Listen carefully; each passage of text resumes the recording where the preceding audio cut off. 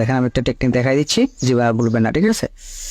এখানে যখন বর্গমূলের চিহ্ন 0.04, এখানে একটা জিনিস লক্ষ্য রাখবেন, দশমিকের পরে কয় ঘর আছে দেখবেন, দশমিক ঘরে যত ঘর আছে তার অর্ধেক হয়ে যাবে, ঠিক আছে। মানে এখানে 2 ঘর আছে, উত্তরে কিন্তু তখন 1 ঘর হয়ে যাবে, ঠিক আছে। তো আর 4-এর বর্গমূল হচ্ছে আপনার 2, ঠিক আছে। তাহলে আমাদের এখানে অপশানটা দেখেন, আমাদের হবে 0.2টা এখন 1টা হয়ে যাবে, ঠিক আছে। দশমিক ঘরে 2 ঘর আছে, 1 ঘর হয়ে যাবে, সেটা আমাদের এখন জাস্ট 2 হবে, ঠিক আছে। 4-এর বর্গমূল হচ্ছে 2, তাহলে আমাদের এটা আনসার। তেমনি করে পরবর্তী দেখবেন কয় ঘর আছে, আমাদের এখানে 4 ঘর আছে, উত্তর হবে আমাদের 2 ঘরের, ঠিক আছে।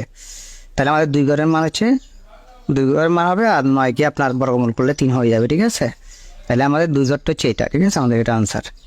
তেমনি করে এখানে কয় ঘর আছে, 1 2 3 4 5 6, কয় ডিজিট আছে, 6 ডিজিট আছে, ঠিক আছে। তাহলে আমাদের 3টা হবে উত্তর, ঠিক আছে। তাহলে 3 ডিজিটটা খুঁজে নেন আমার, এই 3 ডিজিট আমাদের 9-এর বর্গমূল হচ্ছে 3, ঠিক আছে।